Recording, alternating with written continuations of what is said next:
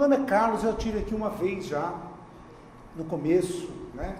E eu estou contente de ver que a turma continua grande, o pessoal está perseverando, a gente já está indo para o final aí do Redentor, né? E vocês ainda não sabem o quanto vai ficar gostoso esse curso, né? Vai ter muita coisa legal e vocês vão sair daqui muito bem pelo que eu estou sentindo.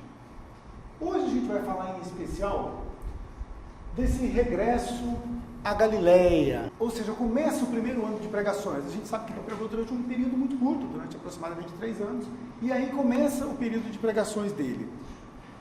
Ele se retira, ele sai de Jerusalém e vai para Samaria. E Samaria era aquele lugar onde nada que vinha de lá era bom, né? Todo mundo já ouviu essas passagens, já ouviu esses trechos aí, né? E na verdade a gente vai tentar buscar, porque quando a gente fala da vida de Jesus, acaba sendo algo como chovendo molhado, todo mundo já sabe mais ou menos disso. Mas o que a gente vai fazer? Então a minha ideia não é contar a historinha para vocês, é tentar ver o que a gente pode extrair de tudo isso.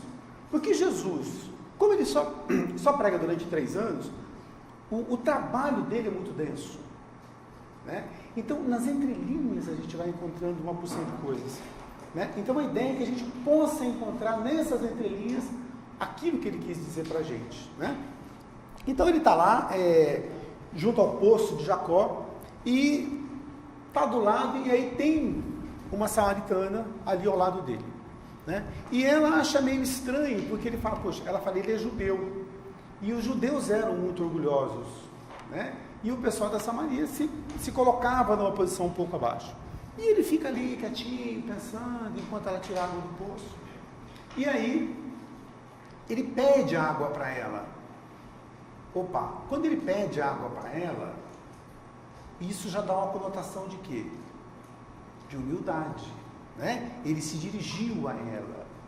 Para ela, que vinha com um pensamento de muita humildade, se colocando, inclusive, não humildade no sentido que a gente entende, mas humildade no sentido de muita simplicidade, né? Então, o fato dele se dirigir a ela, sendo um judeu, aquilo já é muito importante. Então está aí a primeira coisa que Jesus mostra para a gente, né? Essa questão da humildade. E ele pede água para ela. E aí ela dá água para ele, e ele diz que tem o poder de dar água de um poço que nunca secaria, que era a água da vida imortal do Espírito. Olha, você está me dando essa água, mas eu posso te dar uma água de uma fonte, de um poço, que nunca vai secar. Ele está afirmando para ela, né, a imortalidade do Espírito, né? Isso é muito profundo. Por quê? Porque ele está afirmando isso para a gente. E quando ele fala para você dessa imortalidade do Espírito, aí ele vem numa outra questão que o Pedro já colocou no início aqui. Se eu sou, não é que eu sou um espírito imortal.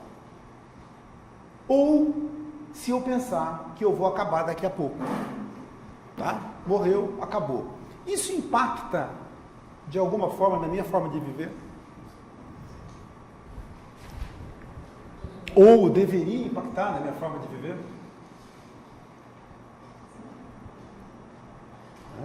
Poxa, se tudo vai acabar amanhã, e isso aqui vai para o cemitério, e não vai ter mais nada, poxa, então eu não...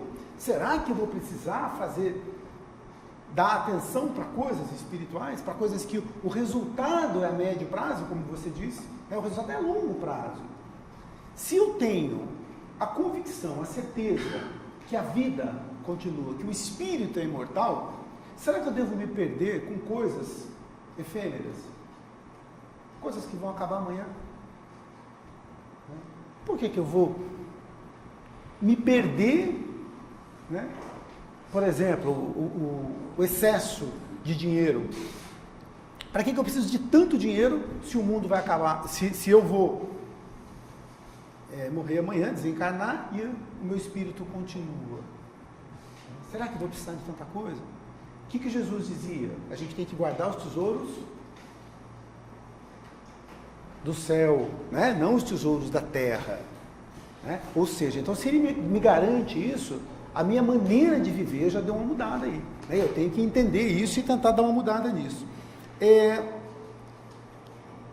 Aí ela pergunta para ele, ela fala, tá, bacana, você está me dizendo isso, mas deixa eu fazer uma pergunta, porque os judeus achavam que o local correto para se adorar a Deus era lá no templo em Jerusalém, a gente está na Samaria. E o pessoal da Samaria falava, não, o lugar correto para adorar a Deus não é lá no templo de Jerusalém, é no nosso templo aqui na Samaria, aqui que a gente deve adorar a Deus. E ela pergunta isso para Jesus, então, mas aonde que é o correto? É lá em Jerusalém ou é aqui? Aonde eu devo adorar a Deus? E o que Jesus responde para ela? Não haveria lugares para cultuar a Deus. Né? Ele deveria ser adorado em toda parte, com simplicidade e pureza, em espírito e verdade, porque Deus é espírito. Opa, se ele é espírito, ele está em toda parte. Né? Então eu não preciso ter um lugar específico para adorar a Deus. Então vamos lá. Quando eu entro, por exemplo, dentro dessa casa espírita e falo assim, aqui é a casa de Deus, eu estou correto ou estou errado? Está correto. Estou correto? Bacana. Se eu chegar lá na praça Afonso Pena e falar, aqui é a casa de Deus, bacana? É também? Não é? Qualquer lugar você pode adorar a Deus. Se eu for na beira da praia e falar, aqui é a casa de Deus, não é? No meio da floresta também. No meio da floresta, não é? Qualquer lugar. Ou seja, quem criou esse planeta? Quem criou o universo? Então, se ele criou, é a casa de Deus. Tudo é a casa de Deus. Ele fala que é adorado em toda parte, e não com as formalidades exageradas ou espetaculosas. Né? Isso. Eu não precisaria... Não de nada disso de grandiosidade, nem de Deus, nem de nada, mas aonde eu estiver, eu vou fazer presente. Isso, exatamente. Né? Eu posso mentalizar isso e entender isso. E não preciso de grandes luxos, né? Ou seja, isso deve ser feito com simplicidade. Ou pode ser feito com simplicidade. Na verdade, eu vou falar uma coisa que eu ouvi no culto. A minha irmã, ela tinha uma religião definida. Ela faleceu há pouco tempo, faz um pouco mais de um ano. No culto, ainda dela é presbiteriana, no culto do dia do falecimento dela, o pastor falou assim, bom, muita gente tem medo de inferno. Ele falou justamente que ele tinha conversado com a minha irmã, ele foi a última pessoa que conversou com a minha irmã, ele falou que ela estava muito segura, ela sempre teve muita fé, ela foi muito fervorosa.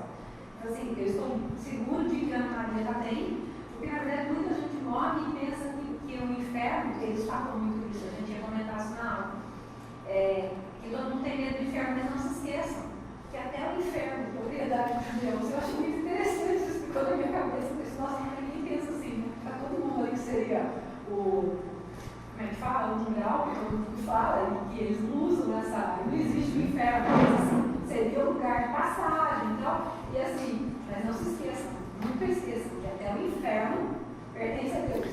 Deixa eu fazer um parênteses que você está falando aí. Eu nunca mais esqueci isso, achei muito interessante. Essa semana que passou, eu assisti um filme que está na Netflix, a história verídica de um pastor chamado Carlton Pearson. E ele afirma, você assistiu? E ele, depois de pensar um pouquinho, ele tem uma revelação e diz, olha, não existe inferno. E isso causa uma revolução na vida dele. Né? E de mais de um monte de gente. Ele acaba tendo que sair da igreja dele e montar uma outra igreja, porque ele diz que o inferno não é um lugar físico. Né? Fala, puxa vida, e lá na doutrina espírita, né, nós aprendemos há muito tempo que o inferno não é um lugar físico. Né? É um estado de espírito. Eu posso estar com você na mesma casa, você está no inferno e eu estou no céu. Né? Vai depender muito das minhas vibrações, né? Daquilo que eu estou pensando. Então, quando a gente encontrar essa verdadeira identidade com Jesus, você vai viver saciado. É de uma profundidade impressionante. Você falou também dos Espíritos de Deus, realmente dessa água que a gente vai ter que beber, que nós devemos beber, que nós devemos sentir, que vai nos preencher. Isso é de uma grandeza muito linda. Não é verdade? É uma coisa que nos faz. Por isso que é importante a gente tentar buscar nas entrelinhas aquilo que Jesus fala. Porque muitas vezes passam assim, né, com palavras, é só uma coisa que Jesus falou. Né? Mas, poxa, por que você precisa de tanta coisa? Sendo que eu já estou dando para você aquilo que você precisa. É um entendimento. É um entendimento. E quando a gente fala em evolução espiritual, e é algo muito utilizado na doutrina, e vocês estavam falando no livro Reforma Íntima, né? O que é evolução espiritual? Lá no budismo fala-se iluminação, né? Muita gente hoje utiliza o termo despertar da consciência, a consciência desperta. O que significa isso? É eu me tocar dessas coisas, é eu entender esse mecanismo, né? Eu entender que eu sou um espírito, que estou aqui buscando a minha evolução, né? E que eu tenho um passado e terei um futuro, e o quanto eu tenho que caminhar, o meu verdadeiro objetivo aqui, né? E Jesus acaba sendo um ponto de referência para a gente, né, seguir. Aí ele pede para essa moça que diga lá na cidade, vá até a cidade e diga que eu sou o Messias, tá? E aí ela vai e anuncia ele. Passa um tempo, ele volta lá para Nazaré, e aí a gente começa a ter problemas, né? E aí ele vai pregar na sinagoga. E ele diz o seguinte, lá na sinagoga, ele pega um texto de Isaías e diz assim: o Espírito do Senhor está sobre mim e me ungiu, para que anuncie a boa nova aos pobres, curar os de coração aflito, libertar os cativos, dar vista aos cegos, libertar os oprimidos e apregoar o tempo das graças e dos galardões do Senhor. E em seguida diz: hoje está se cumprindo essa escritura que acabais de ouvir, ou seja, eu sou esse cara sou eu, né? Talvez tenha até colocado a música do Roberto Carlos lá no momento. Só que quando as pessoas ouvem ele dizer aquilo, começa a haver uma revolta. Mas como você é esse cara? Você é filho do Zé Carpinteiro, pelo que me consta, né? Da Maria e do Zé Carpinteiro, que ele era de Nazaré, que era uma comunidade muito pequena. Eu vi num desses livros aí mais históricos um pouquinho, que Nazaré tinha 5 mil habitantes. Tá, uma cidade do porte aí de Monteiro Lobato, mais ou menos, né? E então todo mundo conhecia todo mundo, né? E aí a gente vai tentando já pegar uma outra sacada de Jesus, né? Que depois virou até um ditado popular, que é claro que não foi ele que colocou, mas que virou: santo de casa não faz milagre, né? Ou seja, na sua própria terra é difícil você ser valorizado. Geralmente quando alguém te conhece já naquele estágio, te dá um pouco mais de valor. Por que será que acontece isso? Por que a gente não valoriza aqueles que a gente vê crescer, aqueles que são aqui do nosso meio? Ontem a gente até discutia sobre isso, né, lá no centro. Aí uma pessoa perguntou o que é humildade, né? E uma das respostas que se obteve foi uma conquista do espírito, né? Porque a diferença entre uma coisa e outra, por exemplo, Sócrates, o que ele dizia? Só sei que nada sei, né? Poxa, mas um cara como Sócrates não sabia nada, né, que era o maior sábio até então, né? Ou ele está sendo humilde? Ele está sendo... Não é isso.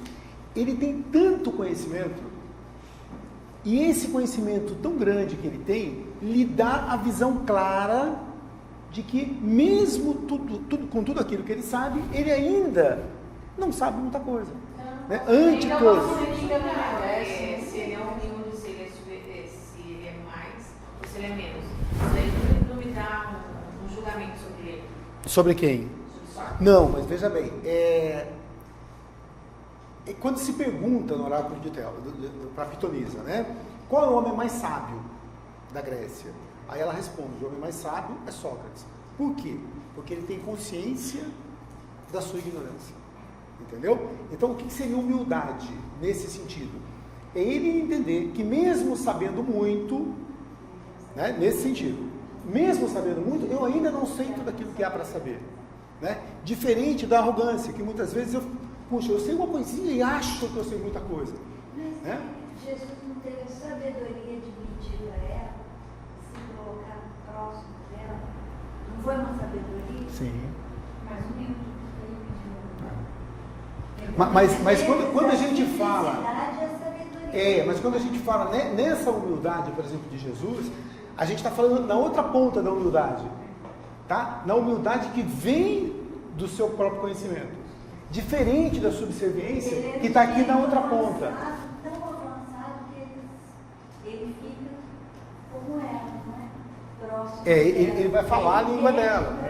Ele fala a língua dela. É sabedoria, né? Essa humildade é diferente, tá? Da subserviência ou daquela simplicidade exagerada daquele que realmente não tem conhecimento. Né? Por que o Renato Russo ele tem uma música que fala assim, mas eu não sou tão criança a ponto de saber tudo? Todo mundo já ouviu esse pedaço? Por que a criança acha que sabe tudo? Porque ela é muito ignorante.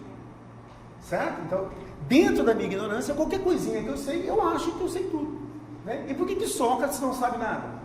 Porque ele foi para outra ponta, ele adquiriu tanto conhecimento que ele falou, puxa vida, eu achava que sabia, mas na verdade eu não sei nada. Né? E você vê que barato que é? Então a gente consegue fazer esse círculo aí. Né? E Jesus, quando coloca essa questão para essa moça do poço, a simplicidade, a humildade de Jesus, é essa humildade na outra ponta. Talvez a da moça seja aqui no começo, né? Que realmente ainda não tinha conhecimento. Tranquilo até aí? E é bonito porque ele manda ela falar, né? E anunciar, né? Sim. Anuncie na cidade, né? Que eu sou o Messias. Claro. Que aí é aquilo que o Pedro colocou. Olha, eu sei, eu tenho a exata dimensão daquilo que eu sou. Porque eu não sei se você pensa assim, mas não é difícil a gente se autoavaliar. É que a gente sempre dá uma melhorada. Né? Se eu perguntar para você quem você é, geralmente a gente se coloca um pouquinho mais ou um pouquinho menos daquilo que realmente é, não é assim? Né? Então, essa avaliação é muito difícil, né? Da gente ter essa exata dimensão. Olha, eu sou isso, eu estou nesse estágio. Isso é muito difícil. E às vezes quando você tenta se avaliar, ai, poxa, mas você está sendo arrogante, ou você está sendo... Então isso é muito Então, quando eu vou complicado. fazer uma avaliação de minha pessoa mesmo, independe do que o outro pensa de mim. Sim. Independe. Agora é bom, por exemplo, quando a gente, por exemplo, Jesus tem uma outra passagem, né, que ele vai dizer, mas o que eles dizem que eu sou? Né? Dizem que tu é o Messias, o Filho do Deus vivo. Então ele também está querendo saber o que pensam ao meu respeito. Será que eles estão tendo a dimensão exata daquilo que eu sou?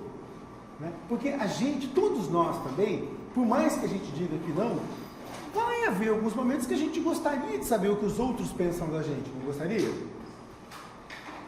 Aí quando o negócio é muito negativo, você fala, não quero nem saber. Né? Mas existem momentos que a gente até gostaria de saber. Né? Pô, e aí, o que acha? Né? Para a gente poder se avaliar, né? Para a gente poder ter uma ideia daquilo que a gente realmente é. Vamos lá. Quando Jesus se afasta, o que acontece? Ele fica ali e sente que Nazaré não é um lugar bacana para ele. Ele fala, não, aqui não vai dar legal para mim, eu vou ter que ir embora. E ele acaba indo para Cafarnaum. Então ele passa a centralizar os seus trabalhos em Cafarnaum, né? Junto ao Mar da Galileia lá. E aí, quando ele está indo embora, ele tem a notícia de que João Batista tinha sido preso.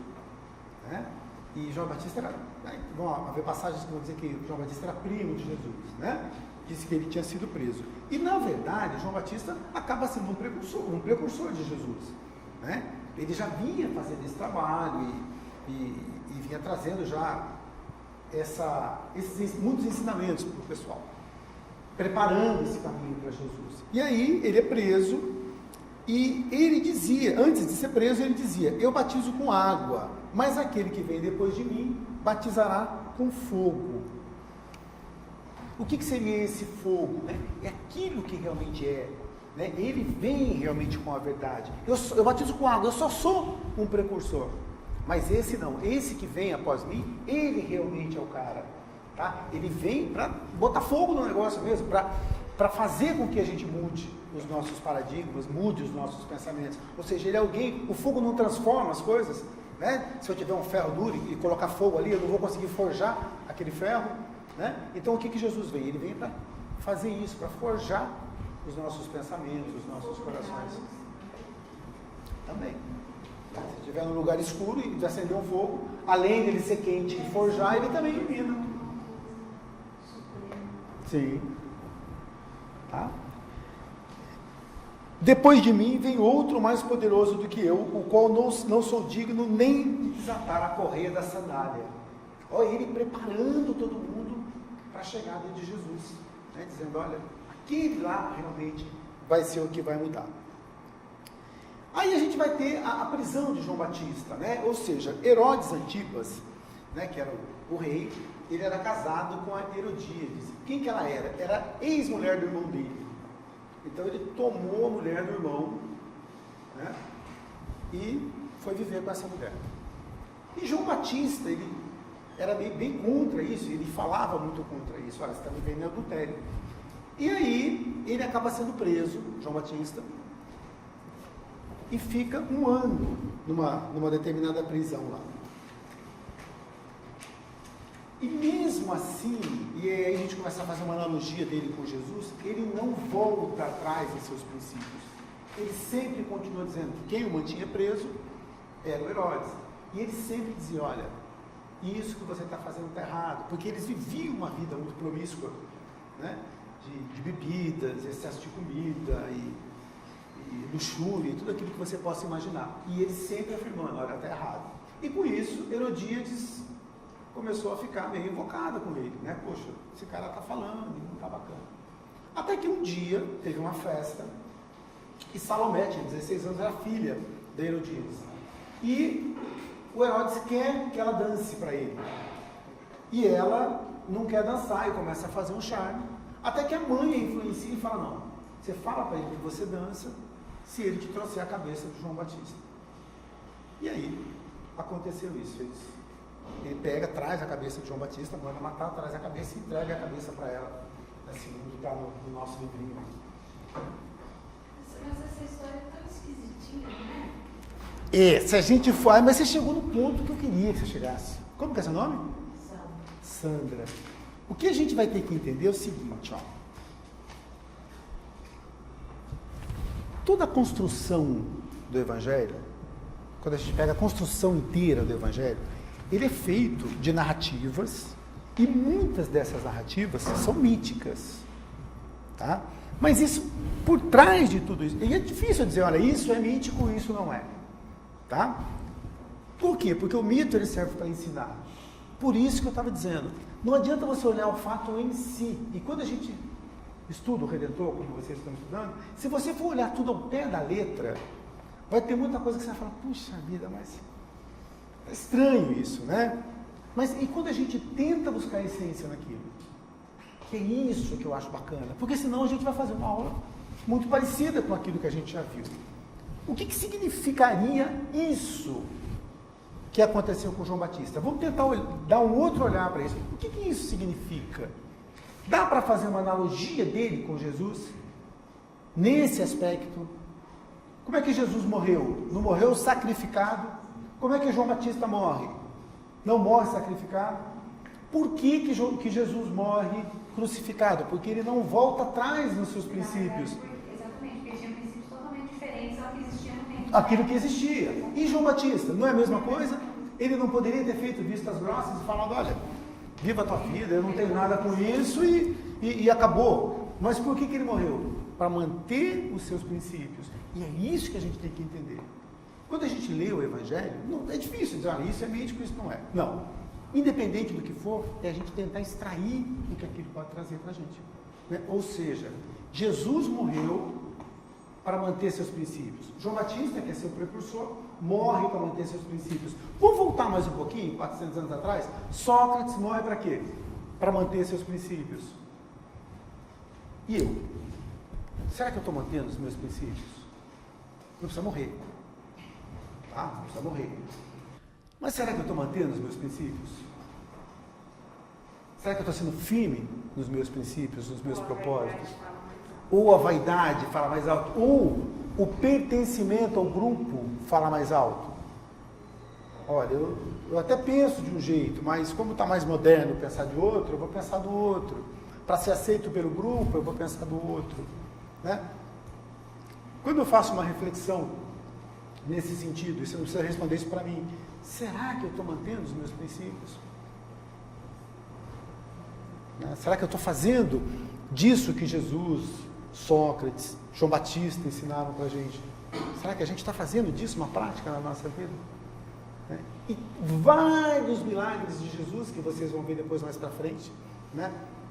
Mesmo caso, né? Quando Jesus anda sobre as águas, se você vier falar, poxa, Jesus é Deus porque ele andou sobre as águas. Eu falo, bacana, eu conheço um cara chamado Daniel Douglas Home, que levitou, ele saiu para fora de um prédio, né, no 3º andar, e voltou levitando. Tem alguém cultuando aí Daniel Douglas Home? Não. O que significou Jesus andar sobre as águas? O que eu trago para mim disso? Transformou água em vinho. Bacana, transformou água em vinho, mas o que isso poderia significar? Eu conheço uma porção de gente. O que o vinho significava? Ele significava alegria. Então Jesus transforma uma vida sem alegria numa vida com alegria. Você não conhece uma porção de gente que depois que conheceu os ensinamentos de Jesus, transformou a sua vida? E passou de uma vida sem alegria numa vida com alegria? Ué, não transformou água em vinho? É buscar a essência.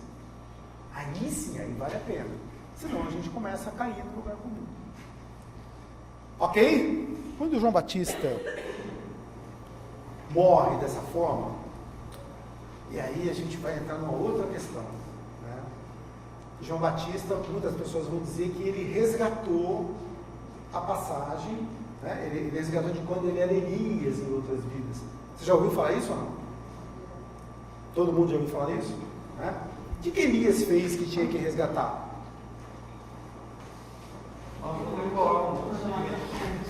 Matou uns 400 negros lá, né? 450, né? Pessoas que seguiam o Deus Baal, né?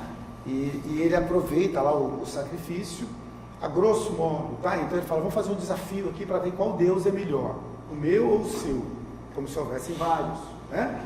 E aí eles pegam lá uma parte de madeira e colocam os bois mortos ali, aos pedaços sacrificados, e aí pega uma parte aqui e fala para o pessoal do Baal, ó, então eu quero que você faça surgir fogo em cima dessa madeira. E o pessoal fica ali o dia inteiro, a noite inteira, fazendo orações e não consegue botar fogo ali. Aí, passado um tempo, ele fala, agora eu quero que vocês molhem essa madeira. Taca água aqui, porque está fácil demais assim para mim. Aí molha a madeira, tá? E aí ele consegue fazer com que pegue fogo, né? E queimou tudo, a madeira, o sacrifício, né? Os bois e tudo mais. E aí, em seguida, né? Ele aproveita e manda decapitar, né? Os 450 seguidores. Se a gente olhar isso também ao pé da letra, né? Ela está olhando, ele está estranho, não está? Não é estranho uma passagem desse tipo também? Né? O que essa passagem pode trazer para a gente de ensinamento? Lá de Elias. Então aí o que acontece? Ele estaria resgatando aquilo que ele fez, né?